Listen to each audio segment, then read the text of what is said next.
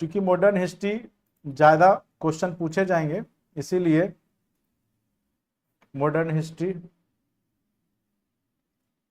कब से होगा। लैंग्वेज का तो हमने एक टेस्ट लिया है ना, फिर आपको डेट हमने दे रखा है ग्रुप में, किस किस डेट को होगा, फिर उस डेट में आपको फुल टेस्ट होगा। कंटेंट में जाइए, नीचे में सबसे लास्ट वाले फोल्डर में आपको फुल लेंथ टेस्ट है, फुल लेंथ टेस्ट डाला हुआ है। आप लोग देखते नहीं है, इसका मतलब है आप लोग बिल्कुल नहीं देखते हैं, केवल हमें परेशान करते हैं। आपका जो सारा जो भी पीडीएफ है 1 to 5 वाले हैं, तो उसमें 1 to 5 वाले में डाल दिया गया है। तो कई लोग बोलते हैं डाउनलोड नहीं होता है, डाउनलोड कैसे नहीं होगा, सबको अलाउ कर रखा है हमने। या तो आपके मेमोरी में जगह नहीं होगा, स्पेस नहीं होगा, कुछ कारण से आपका डाउनलोड नहीं होता होगा। ठीक है, तो पहले अपना सिस्टम को थोड़ा सा सुधार लिया कीजिए, क्योंकि कुछ भी प्रॉब्लम होगा, हो सकता है आप में नहीं तो हमने फिर कई बार व्हाट्सएप में भी सारे नोट्स पीडीएफ को भेजा है। ठीक है, बिल्कुल कल आपको मैथ का सॉल्यूशन दे दिया जाएगा, या आज रात में ही हम दे देंगे आपको सारा सॉल्यूशन। ठीक है, आज क्लास ओवर के बाद आपको हम सॉल्यूशन भेज ही देते हैं। ठीक है, चलिए आज का जो टॉपिक है वो आपका है समाज सुधार आंदोलन,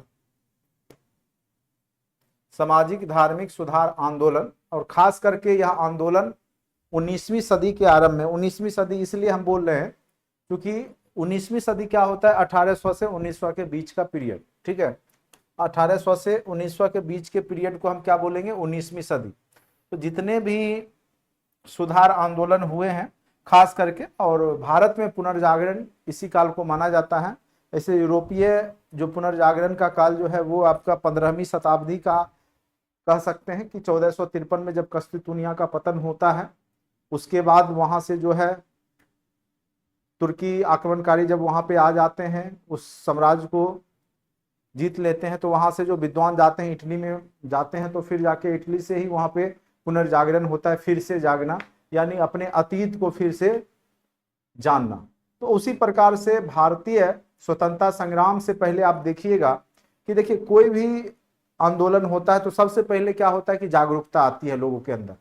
तो भारतीय स्वतंत्रता संग्राम के पहले अगर आप देखेंगे तो सबसे पहले जब 1813 के आसपास देखिएगा कि अंग्रेजों ने जो अपनी शिक्षा नीति में बदलाव किया, 1 लाख रुपया तक शिक्षा पे खर्च करने की बात की, और अंग्रेजी को जब शिक्षा का माध्यम बनाया, ठीक है, तो बहुत सारे भारतीय जो भी थे उन्होंने अंग्रेजी एडुकेशन को लिया, और उन्होंने जो इंग्लैंड का हो चाहे पाश्चात्य देशों के जो विचारक हैं उनके थिंकिंग को पढ़ा, उदारवादी विचारधारा उनको पढ़ा, तो उससे वो प्रभावित हुए, और फिर जा करके उन्होंने पहले देखा कि हमारे समाज में बहुत ज्यादा कुरीतियां हैं, जो पाखंड हैं, उसको दूर करने का प्रयास किया। अब बिरसा मुंडा के भी केस में आपने देखा होगा, जब जनजातीय आंदोलन हुआ था तो बिरसा मुंडा ने सबसे पहले वहां के लोगों के जो जनजातीय लोग थे उसके धर्म सुधार पे बल दिया था, उसके शुद्धिकरण पे बल दिया था। जो उनके अंदर कर्मकांड था, जो जानवरों को मार के खा रहे थे या इस तरीका का मदिरा सेवन कर रहे थे, तो उसको सुधारने का प्रयास किया। उसी प्रकार से भारतीय स्वतंत्रता संग्राम स्टार्ट होने से पहले आप देखिएगा कि 1800 के आसपास में आपके सामाजिक धार्मिक सुधार आंदोलन हुए हैं, जो कि समाज में जो कुरीतियां हैं खास करके हिंदू धर्म में या इस्लाम धर्म में।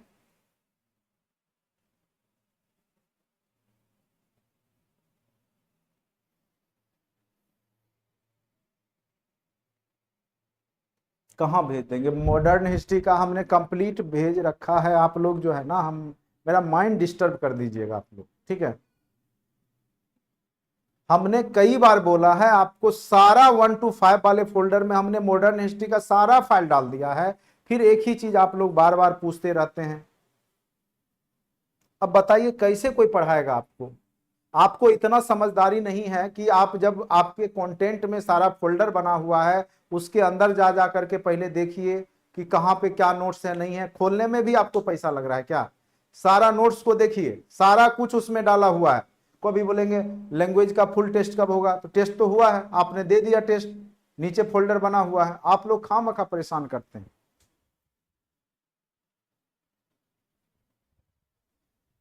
इसीलिए बिहार तरक्की नहीं करता, आप लोग दिमाग लगाते ही नहीं है।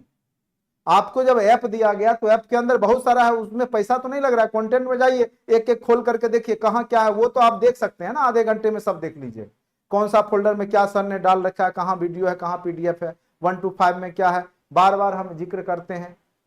ठीक है, चलिए, आप लोग जो है पढ़ाने का जो मूड होता है ना, उसी को आप डिस्टर्ब कर देते।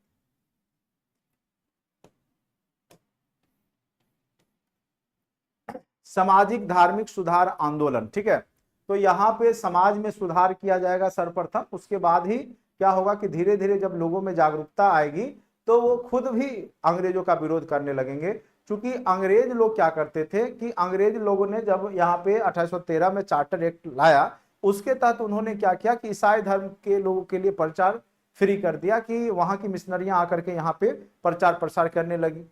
दूसरा नंबर क्या हुआ कि अंग्रेज लोग जो है मुक्त व्यापार की नीति अपनाने लगे, तो जिससे कि धीरे धीरे यहाँ के जो व्यापारी वर्ग थे, व्यवसायिक वर्ग थे, उनको भी वहां से हानि होने लगी, तो वो भी अंग्रेजों का खिलाफ करने लगे धीरे धीरे।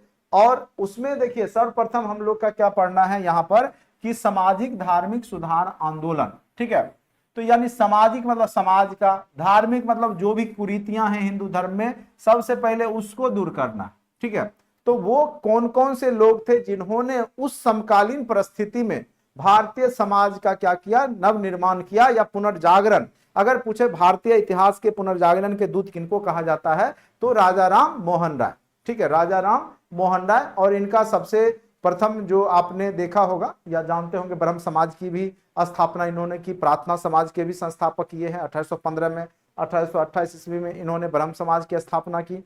तो ब्रह्म समाज की स्थापना करने के पीछे इनका उद्देश्य क्या था, तो वो जो हिंदू धर्म में बहुदेववाद था, कर्मकांड था, उसका विरोध में इन्होंने किया। और इस सदी में आप देखिएगा जितने भी समाज सुधारक हैं, तो मैक्सिमम लोग क्या करते हैं कि महिला उत्थान की बात करते हैं। महिलाओं की समाज में स्थिति बहुत ही दयनीय रहती है, खास करके सती प्रथा, यानी जिसके पति का मृत्यु हो गया तो उसको जिंदा जला दिया जाता था। और यह घटना राजा राम मोहन राय के घर में भी घटित हुआ था, जिससे प्रभावित होकर के इन्होंने सती प्रथा का विरोध किया। और फिर 1829 ईस्वी में लॉर्ड विलियम बेंटिक की मदद से वहां पे सती प्रथा का अंत किया था, ठीक है। तो उसी प्रकार से जैसे विधवा पुनर्विवाह ईश्वर चंद्र विद्यासागर ने, ठीक है, तो फिर बाल विवाह था कि कम एज में ही लड़कियों का विवाह कर दिया जाता था। तो ये सब आपको देखने को मिलेगा शुरुआती दौर में। तो यहां पर देखिए हम लोग आज इन्हीं लोगों के बारे में जानेंगे। तो सब ईसाई धर्म में भी सुधार, बोल रहा हूं ये हिंदू धर्म में भी, तो जैसे राजा राम मोहन राय हो गए, ईश्वर चंद्र विद्यासागर हो गए, दयानंद सरस्वती वेदों की ओर लौटने की बात करते हैं, जो हमारे पुरातन वेद है उसकी संस्कृति को अपनाने की बात करते हैं। तो ये सब विवेकानंद हो गए, स्वामी विवेकानंद, ठीक है, ये सब हिंदू धर्म में सुधार की बात करते हैं। वहीं सर सैयद अहमद खान जो है इस्लाम धर्म में सुधार की बात करते हैं। दादा भाई नौरोजी पारसी धर्म में सुधार की बात करते हैं, ठीक है। तो ये सब अनेक धर्मों में धर्म सुधार आंदोलन चलाते हैं और जो कर्म कांड रहता है उसको दूर करने का प्रयास करते हैं।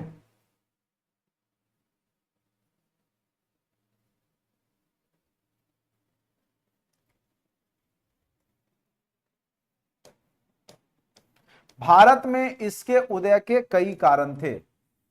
अब देखिए भारत में क्यों उदय हुआ, पहला कारण, सबसे अति महत्वपूर्ण कारण था, आधुनिक शिक्षा प्राप्त बुद्धिजीवियों में चेतना आई कि औपनिवेशिक शासन का मूल कारण भारतीय सामाजिक सांस्कृतिक ढांचे में मौजूद कमजोरियां हैं और उन्हें दूर करना चाहिए। इसी क्रम में सामाजिक सुधार आंदोलन प्रारंभ हुआ।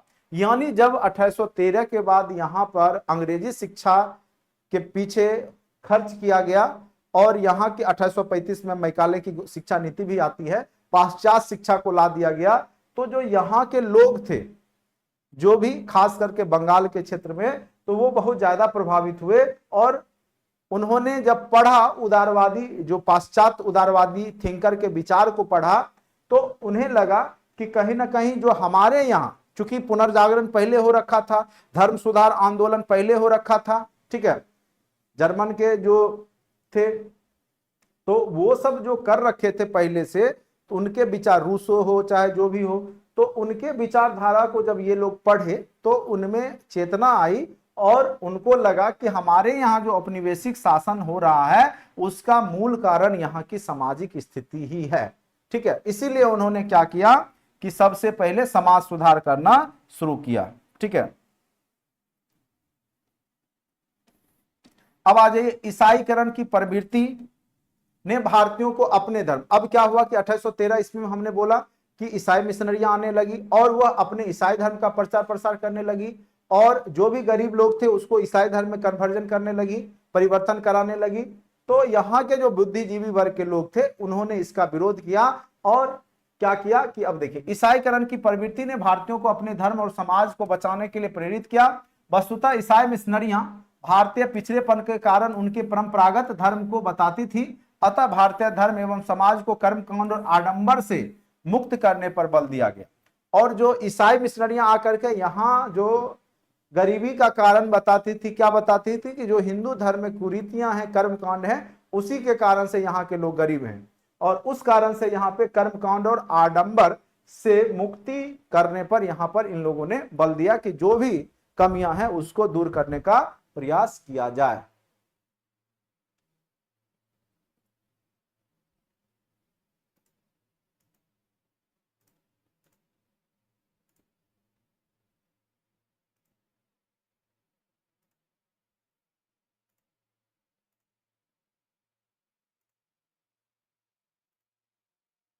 अब आ जाइए पश्चिमी मानवतावादी चिंतन, चूंकि उससे पहले ही पुनर्जागरण हो चुका था, 15वीं सदी में ही पुनर्जागरण हो गया था, धार्मिक सुधार आंदोलन भी यूरोप में हो चुका था। अगर जिन लोग का सोशल साइंस सब्जेक्ट है 9th-10th में जो बैठेंगे तो वो हमारा जो एक पहला जनरल नॉलेज का कंटेंट में होगा, उसके अंदर आपको हमने विश्व इतिहास पढ़ा रखा है। ठीक है, आप देखिएगा उसमें वीडियो पीडीएफ दोनों है, तो उसमें आप देखिएगा हमने सिलसिलेवार यूरोप में भौगोलिक खोज को बताया, फिर पुनर्जागरण को, फिर धर्म सुधार आंदोलन को, फिर औद्योगिक क्रांति को, वाणिज्यवाद को, इस तरीका से हमने पूरा विश्व इतिहास को सिलसिलेवार ढंग से पीडीएफ के साथ, वीडियो लेक्चर के साथ करवा रखा है। तो उसको जरूर देख लीजिएगा, खास करके जो 9th-10th में बैठेंगे सोशल साइंस से उनके लिए। ठीक है, तो पश्चिमी मानवतावादी चिंतन ने भारतीयों में सुधारों के प्रति चेतना जागृत की, क्योंकि विदेश में जो भी थे थिंकर थे उनकी विचारधारा है, अब यहाँ के लोग पढ़ने लगे। यूरोप के आधुनिक चिंतन ने भारतीयों को भी मानवतावादी दृष्टिकोण से युक्त किया। इसी क्रम में सुधारकों ने मानव की एकता पर बल दिया और छुआछूत अस्पृश्यता जो उस समय समाज में व्याप्त था उसको दूर करने का प्रयास किया। तो उस समय जो भारतीय समाज था वो अग्री और पिछड़ी जातियों में बहुत ज्यादा भेदभाव था, बहुत दूरियां थी, दोनों के बीच में बहुत ज्यादा गैप था। ठीक है, तो उसको भरने का प्रयास किया है। ठीक है, देखिए कोई भी चीज समझने से पहले उसका कॉन्सेप्ट होना बहुत जरूरी है। पत्र पत्रिकाओं ने भी सुधार आंदोलन को प्रेरित किया, जो पत्र पत्रिकाएं थी जिसके माध्यम से जो हमारे बौद्धिक चिंतक थे, जो समाज सुधारक थे, उन्होंने पत्रिकाओं के माध्यम से और फिर अंग्रेजी द्वारा भारतीयों के प्रति किए जाने वाले अपमानजनक व्यवहारों का उल्लेख रहता था। जो अंग्रेजी जो अधिकारी थे वो भारतीयों के साथ अपमानित जो भी करते थे उसका भी उल्लेख रहता था और अपने धर्म और समाज में व्याप्त सती प्रथा और छुआछूत जैसे अमानवीय परंपराओं, तो एक प्रकार से कह लीजिए छुआछूत क्या एक अमानवीय परंपरा है, सती प्रथा भी, को समाप्त कर समाज को स्वच्छ बनाकर इस अपमान से बचाने का प्रयास किया। जो अंग्रेजी राइटर होते थे, पत्रकार, वो यहाँ के जो भी कुरीतियां थी, चाहे सती प्रथा हो, छुआछूत हो, इन सब के बारे में पत्र पत्रिका में लिखा करते थे, जिससे कि जो बौद्धिक नए जो युवा पीढ़ी था वो पढ़े और उनको लगा कि नहीं, हमें अपने बौद्धिक जो भी सामाजिक स्थिति है उसमें सुधार करने की आवश्यकता है, और उन्होंने किया। ठीक है, अब देखिए यहाँ पर स्वरूप जो है, मेन रूप से जो आपका समाज सुधार का क्या स्वरूप है, मध्यम वर्गीय स्वरूप। यहाँ पर मेन रूप से कौन पार्टिसिपेट करेंगे, मध्यम वर्ग। ठीक है, ना अमीर लोग खूब ना गरीब, मध्यम वर्गीय लोग। दूसरा, यहाँ पे सुधार करने की बात होती है, धार्मिक आडंबर जो पाखंड है उस पर चोट होगा, खास करके नारी मुक्ति का स्वरूप यहाँ दिखाई देगा। उसके बाद यहाँ पे शिक्षा का स्वरूप दिखाई देगा और मेन रूप से सामाजिक सुधार के रूप में यहाँ पे दिखाई आपको देगा समाज सुधार आंदोलन। चलिए अब आते हैं, परिणाम हुआ कि आपके समाज में जो भी कुरीतियां थी उसको दूर किया गया। अब देखिए मेन रूप से आपको कहां से क्वेश्चन पूछेगा, आपको जो ऑब्जेक्टिव में जो क्वेश्चन पूछेगा वो देखिए, सबसे पहले यहाँ पे आपको 19वीं सदी के प्रमुख समाज सुधारक से निश्चित तौर पे 2 प्रश्न आपके एग्जाम में देखने को आपको मिलेगा। सबसे पहला व्यक्ति है राजा राममोहन राय। इनके बारे में आपको पता होगा कि राजा, इनका नाम ऐसे राममोहन राय था, इनको राजा की उपाधि किसने दिया था? अकबर द्वितीय ने। अकबर द्वितीय ने दिया था। क्यों? क्योंकि उसका जो पेंशन था वो अंग्रेजों ने रोक दिया था, ठीक है, अकबर द्वितीय के पेंशन को रोक दिया था। तो यही जाकर के लंदन जाकर के वहां पर उनके केस को लड़े और फिर इनको जो है मिला था, इसीलिए उन्होंने राजा की उपाधि दे दी थी राममोहन राय को, ठीक है। तो सर्वप्रथम उन्होंने आत्मीय सभा को बनाया था 1815 ईस्वी में। शुरुआत में ये अंग्रेज के अंदर जो है क्लर्क का भी काम करते हैं, लेकिन आगे चल करके देखते हैं कि अंग्रेजों की नीति अच्छी नहीं है, खास करके जो यहाँ भारतीयों के प्रति, तो ये वहां नौकरी त्याग देते हैं और एकेश्वरवाद, जो हिंदू धर्म में कुरीतियां हैं, बहुदेववाद, कर्मकांड, ये सब के खिलाफ में आते हैं और आत्मीय सभा की शुरुआत करते हैं, ठीक है। उसके बाद 1815 ईस्वी में फिर ये आगे चल करके ब्रह्म समाज की स्थापना करते हैं 1828 ईस्वी में, 20 अगस्त 1828 ईस्वी को। तो ये 2 महत्वपूर्ण क्वेश्चन आपको बार बार पूछे गए हैं। ब्रह्म समाज के संस्थापक कौन है और आत्मीय सभा के संस्थापक कौन है? तो दोनों के संस्थापक कौन है आपके? तो राजा राम मोहन राय ही हैं। दोनों के संस्थापक कौन है? तो राजा राम मोहन राय। एकदम याद रखिएगा, अति महत्वपूर्ण है। इसमें मेन थीम को ही लिया गया है, ठीक है। आगे चल करके ऐसे ब्रह्म समाज 2 भागों में बंट जाता है, आदि ब्रह्म समाज और नवीन ब्रह्म समाज, ठीक है। तो आदि ब्रह्म समाज के हो जाते देवेंद्रनाथ टैगोर, जो कि पुरातन सोच के रहते हैं। फिर केशव चंद्र जो होते उदारवादी होते हैं, तो वो नवीन ब्रह्म समाज बना लेते हैं जब 1833 ईस्वी में इनकी मृत्यु हो जाती है, राजा राम मोहन राय की। कब मृत्यु हो जाती है? तो ये पहले भारतीय हैं समाज सुधारक जिनकी मृत्यु लंदन में हुई और उनका जो अवशेष भी वहीं पे जो है लंदन में ही है, ठीक है। तो 1833 ईस्वी में इनकी मृत्यु हो जाती है। उसके बाद ब्रह्म समाज 2 भागों में बढ़ता है, चूंकि दोनों में मतभेद की स्थिति हो जाती है, केशव चंद्र और देवेंद्रनाथ टैगोर में। और आगे चल करके एक आदि ब्रह्म समाज जो कि देवेंद्रनाथ टैगोर रहते हैं, और एक नवीन जो नया ब्रह्म समाज बनता है, ठीक है, उसके केशव चंद्र सेन होते हैं, ठीक है। तो यहां से भी क्वेश्चन पूछ देता है। माध्यम से अपने विचारों को फैलाया तथा साथ ही संवाद कौमुदी एक पत्रिका है, ये क्वेश्चन पूछेगा। संवाद कौमुदी किसके द्वारा लिखा जाता था? तो राजा राम मोहन राय के द्वारा। खास करके ये महिला उत्थान की बात करते थे, सती प्रथा के विरोध में लिखते थे, ठीक है। उसके बाद मिरातुल अखबार, ठीक है, मिरातुल अखबार फारसी में इन्होंने लिखा है। फारसी के भी बहुत बड़े जानकार थे ये। इन्हें कई भाषा की जानकारी थी, अंग्रेजी था ही, इंग्लिश के भी जानकार थे, डोगरी भाषा है उसके भी थे, और फारसी के भी जानकार थे। आदि पत्रिकाओं के माध्यम से जनता के बीच में समाज सुधारों के लिए प्रेरित किया और उनके प्रमुख सुधार निम्न हैं। वो देखिए, विलियम बेंटिक के सहयोग से 1829 ईस्वी में इन्होंने सती प्रथा पर क्या किया कि रोक लगवाई, एक अधिनियम बनाया गया और सती प्रथा को विलियम बेंटिक के सहयोग से खत्म करवाया। कब करवाया? तो 1829 ईस्वी में। अति महत्वपूर्ण क्वेश्चन है, यहां से निश्चित तौर पे आपके एग्जाम में क्वेश्चन पूछा जा सकता है कि सती प्रथा का अंत विलियम बेंटिक ने किसके सहयोग से? तो राजा राम मोहन राय ने विलियम बेंटिक के सहयोग से कब सती प्रथा का अंत किया? तो 1829। कहिएगा सती प्रथा क्या था? तो जब महिलाओं की पति यानी जो विधवा होती थी, जब पति मर जाता था तो उसी समय चिता में उसको भी जिंदा जला दिया जाता था। अब सोच सकते कितना विभत्स उस समय का सीन रहता होगा कि घर में एक तो उसका पति मरा, उसके साथ साथ उस महिला को भी, और कहा जाता है कि उस समय जो है महिलाओं को पहले नशा दे दिया जाता था, भांग पिला करके नशा। तो चूंकि आग में जलना है, ऐसे थोड़े कोई जल जाएगा, नहीं। उसके बाद डंका के नजारे, मतलब जो डंका होता था बहुत जोर जोर से बजाया जाता था, अगर चिल्लाए भी तो उसमें पता नहीं चलता था, और बहुत पूरा भीड़ लगता था और लोग देखने के लिए जाते थे, ठीक है।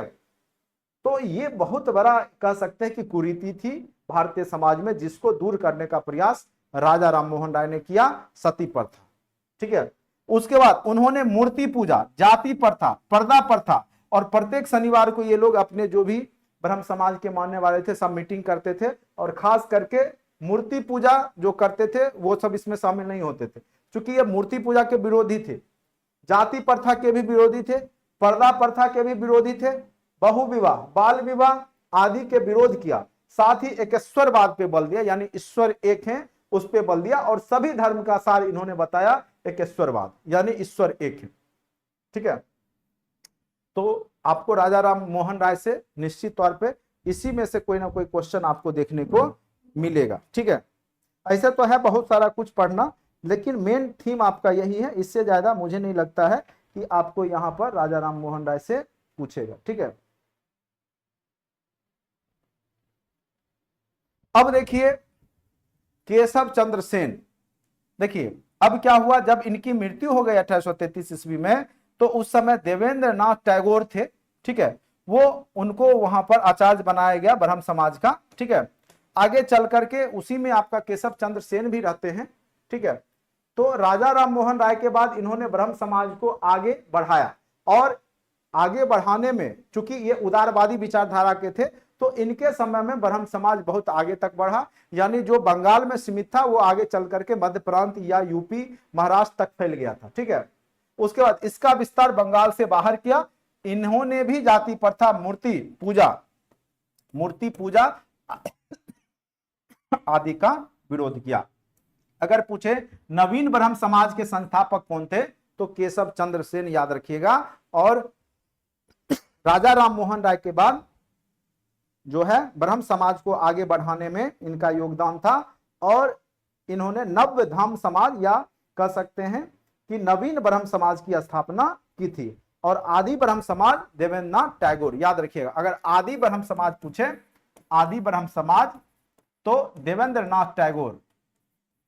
सीधे ब्रह्म समाज पूछे तो आपको क्या बोलना है, राजा राम मोहन राय। ठीक है, तो ये कंफ्यूजन वाला है। आदि ब्रह्म समाज कौन हो गया, देवेंद्र नाथ टैगोर। नव ब्रह्म समाज केशव चंद्र सेन, और सबसे ज्यादा जो है विकास केशव चंद्र सेन के समय में ही हुआ। ठीक है, लेकिन आगे चल करके ब्रह्म समाज टूट जाता है, चूंकि केशव चंद्र सेन ने अपनी बेटी का विवाह, चूंकि ये बाल विवाह के विरोधी था, और लेकिन अपनी जो बेटी थी, पुत्री थी, वो कम उम्र की ही थी, उसका विवाह कहीं के राजा थे उस समय जो भी प्रांत के, उससे कर देता है, जिस कारण से यह ब्रह्म समाज के लोग जो इसके अंदर मान रहे थे, उसने इनका विरोध किया, और फिर वो टूट जाता है पूरा ब्रह्म समाज। ठीक है, चलिए अब आते हैं मेन चीज, आपको थीम आपको बता देते हैं जहां से क्वेश्चन पूछा जा सकता है। आदि ब्रह्म समाज देवेंद्र नाथ टैगोर, नव्य ब्रह्म समाज केशव चंद्र सेन, ब्रह्म समाज राजा राम मोहन राय। ठीक है, उसके बाद आपका आत्मीय सभा 1815 ईस्वी में राजा राम मोहन राय। ठीक है, सती प्रथा का अंत राजा राम मोहन राय 1829 ईस्वी में। ब्रह्म समाज की स्थापना 20 अगस्त 1828 को राजा राम मोहन राय। ठीक है, ये याद रखिएगा। अब आते हैं स्वामी दयानंद सरस्वती के बारे में, और इनका एक नारा प्रसिद्ध आप लोग जानते होंगे, वेदों की ओर लौटो। चूंकि सभी लोग क्या बात कर रहे थे, देखिए यहां पे आप देखिएगा एक पाश्चात्य वादी विचारधारा के रहते हैं, जो कि पाश्चात्य उदारवादी जो थिंकर है, विचारक है, उससे बहुत ज्यादा प्रभावित रहते हैं। जैसे राजा राम मोहन राय, ये पाश्चात्य थिंकर से बहुत ज्यादा प्रभावित थे। लेकिन जो आपके दयानंद सरस्वती रहते हैं, वो आपके प्राच्यवादी, यानी जो यहाँ की जो पुरातन संस्कृति थी, सनातन धर्म, वैदिक सभ्यता, उसके बहुत बड़े ये समर्थक थे। और इन्होंने क्या नारा दिया, वेदों की ओर लौटो। जो हमारे वेद में जो जिस प्रकार से शुरुआती चरण में ऋग्वेद समय में जिस प्रकार से समाज चल रहा था, आडंबर रहित, कर्मकांड रहित, उस तरह लौटने की बात करते हैं। फिर आगे चल करके स्वामी विवेकानंद आते हैं, तो वो बोलते हैं जो वेदांत की बात करते हैं। वेदांत मतलब वेद के अंत समय में, यानी उपनिषद का जब निर्माण हुआ, जब वहां पे कर्मकांड के खिलाफ में विरोधाभास आता है, तो उस और लौटने की बात करते हैं। तो यहां पर हम लोग देखेंगे कि स्वामी दयानंद सरस्वती के सुधार क्या थे। तो इन्होंने बंबई में सबसे पहले आर्य समाज के संस्थापक पूछे तो क्या बोल रहा है आपको, स्वामी दयानंद सरस्वती। अगर आर्य समाज के बारे में पूछेगा तो क्या बोल रहा है आपको, स्वामी दयानंद सरस्वती। अति महत्वपूर्ण है। ठीक है, स्वामी दयानंद सरस्वती, आर्य समाज। उसके बाद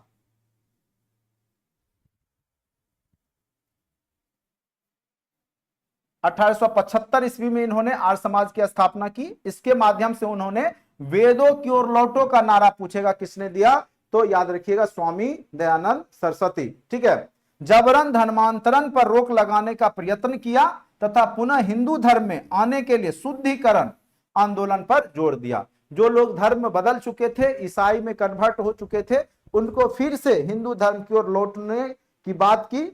और इन्हीं के द्वारा, जैसे आपका डीएवी स्कूल वगैरह होता है, दयानंद एंग्लो वैदिक कॉलेज डीएवी, ठीक है, डीएवी आप सुनते होंगे, डीएवी स्कूल वगैरह होता है, दयानंद एंग्लो वैदिक स्कूल बोलते हैं उसको। तो इसकी भी स्थापना दयानंद सरस्वती ने ही की थी, ठीक है। इनके शिष्यों ने शिक्षा के विकास के लिए दयानंद एंग्लो विद्यालय या डीएवी कॉलेज की स्थापना किया तथा जाति प्रथा का विरोध किया। तो ये भी यहाँ पे जाति प्रथा के विरोध ही थे, ठीक है। ऐसे इनका अगर पूछ दे, कई बार पूछ देगा कि इनका मूल नाम क्या था, वास्तविक नाम, तो मूल शंकर। इनका वास्तविक नाम क्या था, तो ये याद रखिएगा, मूल शंकर। कई बार ये भी क्वेश्चन पूछ सकता है कि दयानंद सरस्वती का वास्तविक नाम क्या था, तो मूल शंकर इनका वास्तविक नाम था, ठीक है। और इनको भारतीय अशांति का जन्मदाता भी कहा है, किसने, तो वेलेंटाइन सिरोल ने।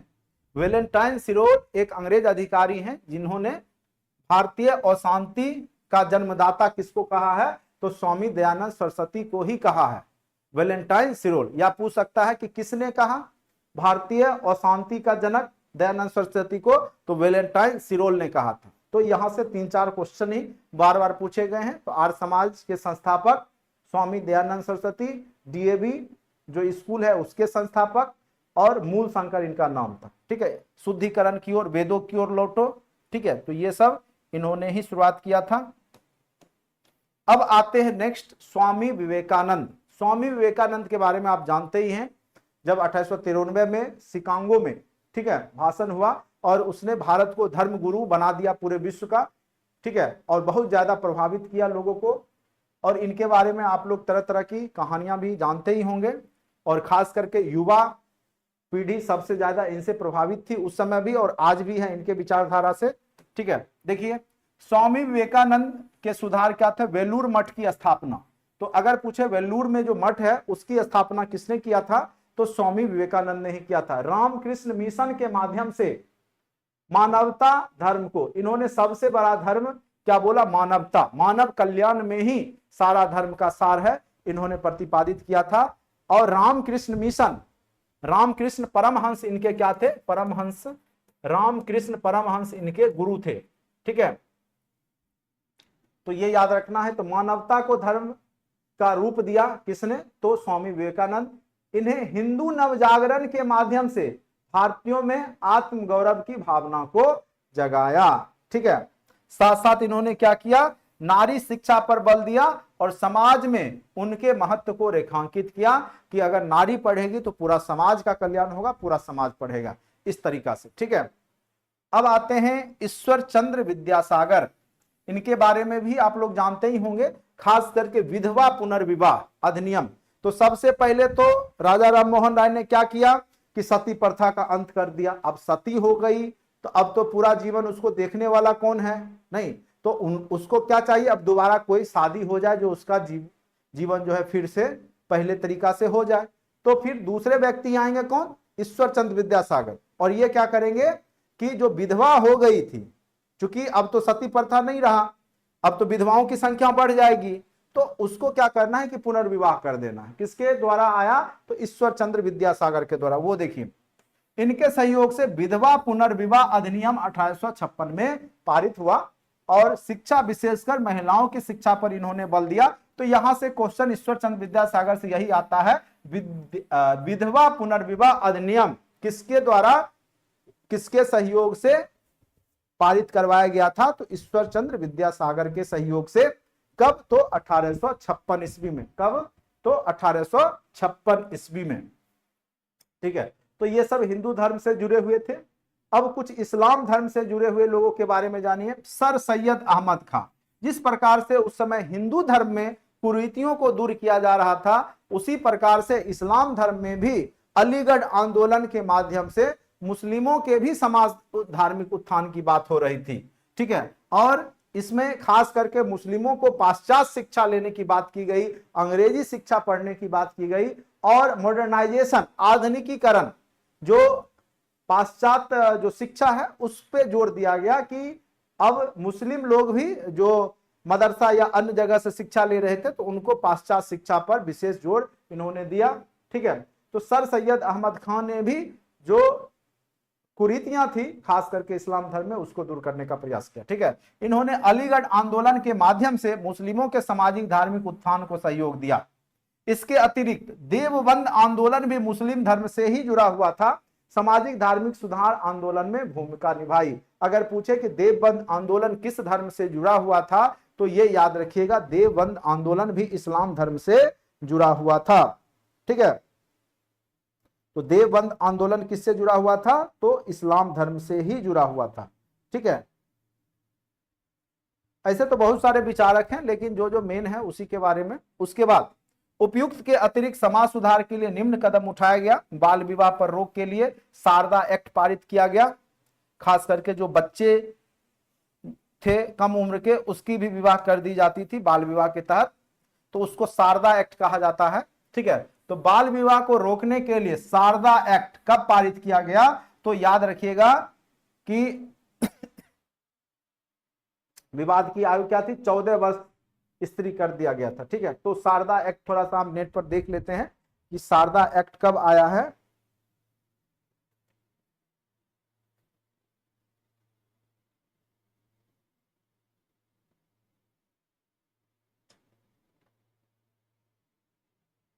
ये अति महत्वपूर्ण है, शारदा एक्ट वाला कई बार पूछा जा चुका है।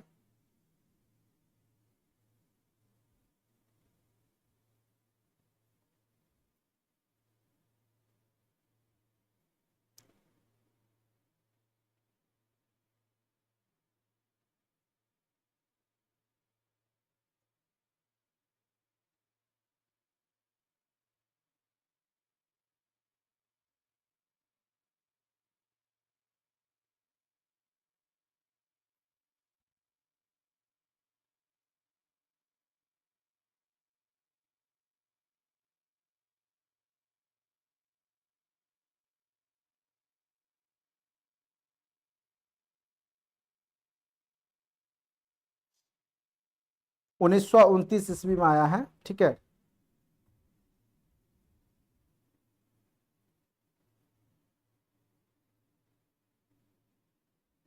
बाल विवाह प्रतिबंधित अधिनियम 1929,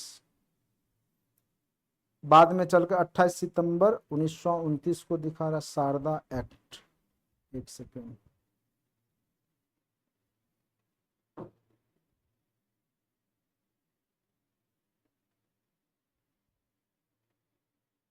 ये बहुत आगे चल करके 1929 में आया है। ठीक है, उसके बाद डी के कर्वे पर्दा प्रथा पे भी आगे रोक लगाया गया। डी के कर्वे डेविड हेयर, ये भी पश्चिम बंगाल के ही थे, इनके सहयोग से स्त्री शिक्षा के प्रसार के लिए किया गया। और हिंदू कॉलेज की स्थापना जो है डेविड हेरे और राजा राम मोहन राय ने मिलकर स्थापित किया था कलकत्ता में, हिंदू कॉलेज, ये याद रखिएगा। तो डेविड हेयर और राजा राम मोहन राय के प्रयास से ही कलकत्ता में हिंदू कॉलेज की स्थापना की गई थी। दक्षिण भारत में एक प्रथा प्रचलित थी, देवदासी प्रथा, उसका भी अंत किया गया। देवदासी में क्या था कि महिलाओं को उसमें मंदिरों में रखा जाता था उसको। ठीक है, तो दक्षिण भारत में जो देवदासी प्रथा था वो भी एक प्रकार से कह लीजिए यहाँ पे शोषण ही था महिलाओं का, तो उसको यहाँ पे दूर करने का प्रयास किया गया। इस प्रकार हम पाते हैं कि विभिन्न सीमाओं के बावजूद 19वीं सदी में समाज सुधारकों ने समाज को नई दिशा और दशा देने में महत्वपूर्ण भूमिका निभाई और आने वाले राष्ट्रीय आंदोलन के आधार को तैयार किया। तो मेन रूप से आपके समाज सुधार आंदोलन के कारण और परिणाम, और साथ साथ हमने जो जो महत्वपूर्ण यहाँ पे समाज सुधारक हैं उसके बारे में हमने चर्चा किया। और जब हम विविध बताएंगे तो उसमें और भी बहुत सारा चीज जो है उसके बारे में आपको हम बता देंगे। ठीक है,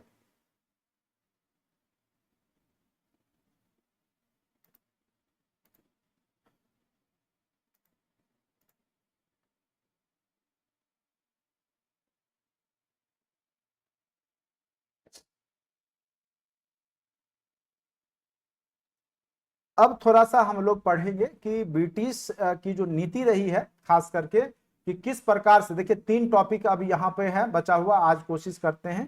ठीक है,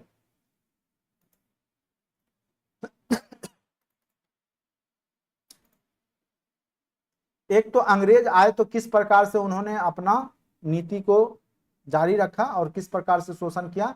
दूसरा कि आर्थिक जो गतिविधि है अंग्रेजों के द्वारा, उसको भी थोड़ा सा हम लोग देख लेते हैं।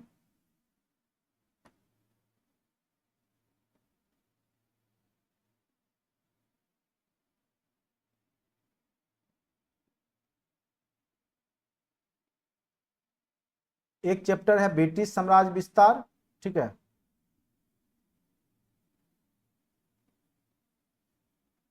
तो सबसे पहले हम लोग ब्रिटिश साम्राज्य विस्तार को देख लेते हैं।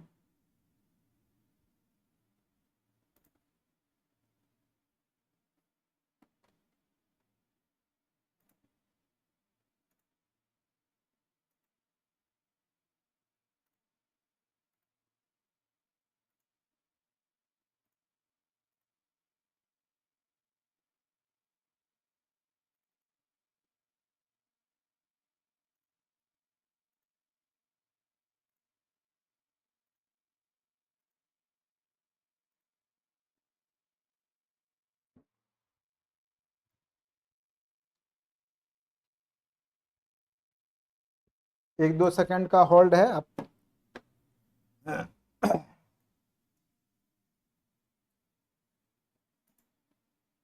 थोड़ा सा मैं डाटा निकाल लूं।